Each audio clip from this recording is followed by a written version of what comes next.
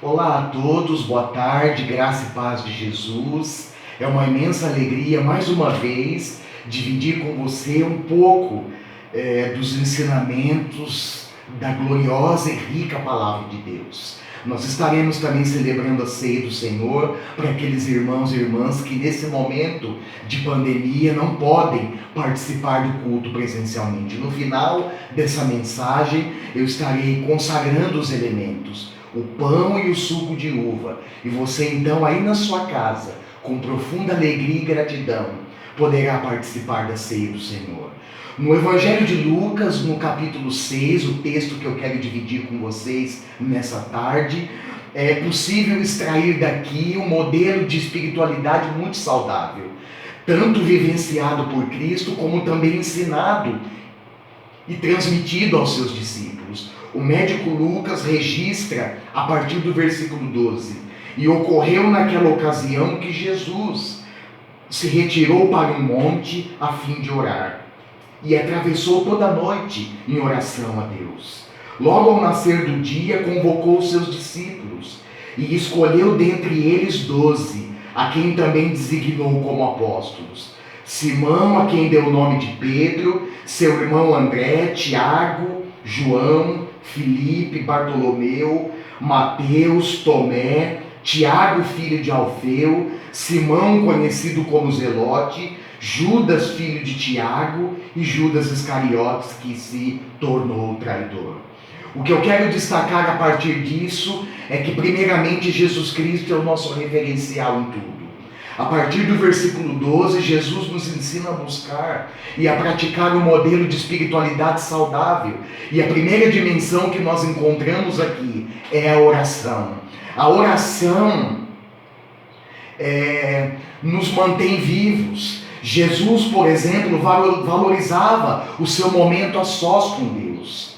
Nós encontramos nos evangelhos outras referências que mostram, que confirmam essa realidade. Jesus foi disciplinado no exercício da oração, e se ele foi, nós também devemos ser. Jesus mostra a importância da oração no desenvolvimento do seu ministério, e nós, como discípulos, também precisamos entender e praticar isso. A oração não é somente um meio de comunicação com Deus, é também um caminho para uma crescente intimidade com Ele. E aqui surge uma pergunta: será que eu e você somos discípulos íntimos de Jesus através da oração? Eu aprendo também que a oração é uma questão de sobrevivência. Se eu e você negligenciarmos essa prática, certamente nós morreremos. Jesus também, o texto destaca que ele orava antes de ocasiões e decisões importantes. E uma delas que está claro aqui foi orar antes da escolha dos 12 apóstolos. Aqueles homens que dariam sequência ao seu ministério aqui na terra. Eu aprendo com isso que a oração sempre vem antes das decisões importantes. Primeiro nós ouvimos a Deus e somente depois tomamos as decisões. Ele orou antes de escolher os 12. E você e eu temos orado antes de tomar as decisões importantes na vida? Essa dimensão também nos ensina que nós não podemos ficar alienados da realidade à nossa volta. Não é esse o efeito, por exemplo, não é esse o benefício da solitude, do momento a sós com Deus. Pelo contrário, é através da oração que nos mantemos conectados com a realidade que nos cerca. Primeiramente com a realidade espiritual e depois com as demais. Por favor, entenda, querido, solitude não é fanatismo. O outro dimensão que eu encontro nesse texto, na sequência desse texto, é a dimensão do comissionamento, que nós também encontramos no Evangelho de Mateus, no capítulo 28, a partir do verso 16, que está escrito assim: os 11 discípulos rumaram para a Galileia, em direção ao monte que Jesus lhes determinara. Assim que o viram, prostraram-se e o adoraram, mas alguns duvidaram. Então Jesus, aproximando-se deles, lhes assegurou: toda autoridade me foi dada, no céu e na terra. Portanto, ide. Aqui está a grande comissão de Jesus para todos os seus discípulos em todos os tempos. Vou repetir, versículo 19. Portanto, ide e fazei com que todos os povos da terra se tornem discípulos, batizando-os em nome do Pai, do Filho e do Espírito Santo, ensinando-os a obedecer a tudo o que vos tenho ordenado. E assim eu estarei permanentemente convosco até o fim dos tempos. Jesus reúne aqueles 12 homens, reúne os seus discípulos, separa, designa 12 para serem apóstolos e dar sequência ao seu ministério aqui na terra. Avaliando a partir da ótica humana e dos seus padrões, principalmente fundamentados e pautados em habilidades e conhecimento, Jesus escolheu os mais improváveis. Pedro, André, o seu irmão, Tiago e João eram pescadores. Mateus era um cobrador de impostos. Simão, apelidado de Zelote, provavelmente fez parte de um movimento chamado Movimento dos Zelotes, que procurava derrubar o Império Romano, o governo romano. Aqui cabe uma pergunta importante para mim e para você. O que Jesus viu nesses homens? Com certeza, Jesus viu neles a disposição, primeiro para estar com ele, depois para segui-lo por onde ele fosse. Jesus viu dentro daqueles homens disposição para responder ao discipulado. E eu aprendo com isso, irmãos, que nenhum discípulo nasce pronto. Todos nós precisamos ser formados. E essa formação se dá diariamente, continuamente, aos pés de Jesus, caminhando com Ele, ouvindo a sua voz, conhecendo a sua vontade que está revelada principalmente na sua palavra. E como escreveu Mateus, obedecendo a tudo o que Ele nos ordenou. E aí nós encontramos também uma das mais maravilhosas promessas de Deus. Ele estaria conosco todos os dias, permanentemente, até o final dos tempos. E também, uma outra dimensão que eu encontro aqui é a dimensão do serviço. Nós somos chamados para servir. A partir do verso 17, ao descer do monte, nós observamos no texto que Jesus e os seus discípulos se depararam com uma grande multidão, vinda de todas as partes da Judéia, Jerusalém, de lugares distantes, como por exemplo do litoral de Tiro e Sidom. Por que essas pessoas estavam ali? Por que elas procuraram Jesus? Responder a essa pergunta nos ajuda a entender, por exemplo, e esclarecer a missão da igreja no mundo. As pessoas estavam ali porque queriam ouvir a Cristo. Queriam ser curadas das suas enfermidades e queriam ser libertas de espíritos malignos. Diante dessa realidade, nós destacamos lições importantes. A primeira delas é que o ser humano possui necessidades imediatas e necessidades existenciais. A necessidade daquele público não era somente física, enfermidades e espíritos malignos que os atormentava. Observe no verso 18 que a primeira necessidade daquelas pessoas era ouvir Jesus.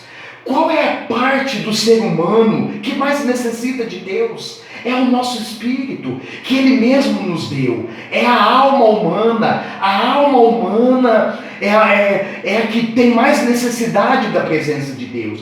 E isso aponta para uma necessidade existencial, que somente Deus pode satisfazer plenamente.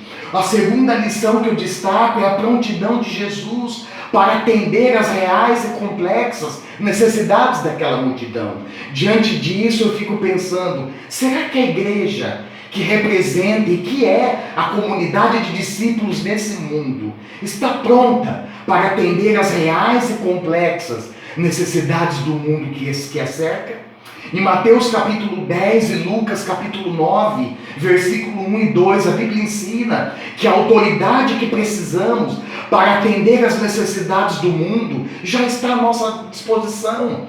A Bíblia ensina que a autoridade que nós precisamos como discípulos para desempenhar a nossa missão no mundo e para o mundo já está à nossa disposição. A palavra grega que aparece nesses dois textos e que descreve a palavra autoridade é a palavra exousia, que no grego tem o significado de competência, de poder, de força, de direito, ou seja, a igreja já recebeu do próprio Deus competência, já recebeu do próprio Deus direito, força, poder para exercer a sua função no mundo, a sua missão no mundo. E nós precisamos, irmãos, exercer essa autoridade com responsabilidade e com compaixão, porque é um coração cheio de compaixão, e a partir desse coração que Jesus atende a multidão que o procurava. E eu quero então concluir, encerrar dizendo que a igreja, ela deve ser uma igreja integralizadora. O que eu quero dizer com isso é que a igreja deve manter uma relação direta com o mundo. A missão da igreja não é dentro das quatro paredes, aliás, nunca foi. A missão da igreja é no mundo e para o mundo. Nós somos enviados para fazer coisas, não coisas novas e coisas inventadas ao longo do tempo, mas nós somos enviados para fazer aquilo que Deus nos mandou fazer. O modelo de espiritualidade ensinado por Jesus é encorajador e ao mesmo tempo desafiador para nós. Encorajador porque deixa claro a missão da igreja, e desafiador, pois as necessidades desse mundo arruinado pelo pecado são muitas. Um mundo exclusivista, um mundo que marginaliza as pessoas, e a igreja tem uma grande responsabilidade diante disso. A nossa missão é proclamar ao mundo que há esperança, que a esperança é Cristo. A igreja é chamada e capacitada e enviada por Deus para cumprir essa missão. E essa missão é reforçada por Cristo em sua oração no cenáculo, quando ele disse ao Pai, em João 17, verso 18: assim como tu me enviaste ao mundo, eu os enviei ao mundo. De graça recebemos, irmãos, e também de graça nós devemos dar. Devemos oferecer às pessoas não somente atender, não somente as suas necessidades emergenciais, mas especialmente as necessidades existenciais. E nós fazemos isso quando proclamamos a elas a esperança que há em Cristo Jesus. Que o Senhor te desperte, que o Senhor te fortaleça, que você desenvolva no seu cotidiano com Cristo uma espiritualidade saudável, e que essa espiritualidade te conduza não somente a uma intimidade com Deus, mas também a cumprir a ordem, a grande comissão que Ele determinou para você, para mim e para todos os seus discípulos. Que Deus te abençoe. Eu quero nesse momento então celebrar a ceia do Senhor, dar graças e celebrar a ceia com aqueles irmãos que não poderão participar presencialmente. O pão é símbolo do corpo de Cristo que foi partido por nós. Coma com gratidão. E o cálice contendo suco de uva é símbolo do sangue de Cristo, seu sacrifício definitivo que foi consumado naquela cruz. Eu quero orar nesse momento. Pai, obrigado por esse momento precioso. Obrigado por tua palavra. Eu quero dar graças e receber com profunda gratidão, Senhor, o pão que é símbolo do corpo de Cristo, que foi entregue por nós, e o suco de uva que é símbolo do sangue de Jesus, que foi derramado naquela cruz. Pai, que os meus irmãos, ao tomarem o pão e o cálice, renovem então não somente a consciência desse memorial definitivo que Cristo fez por nós, o seu sacrifício de uma vez por todas, que garantiu não somente a nossa salvação, como a redenção, a libertação das nossas vidas, mas também a consciência de renovar contigo o compromisso de caminhar firme, fielmente com o Senhor. Com ação de graças, nós recebemos o pão e o cálice. Muito obrigado. Em nome do Senhor Jesus. Amém. Agora então, coma o pão e beba o cálice. Deus te abençoe.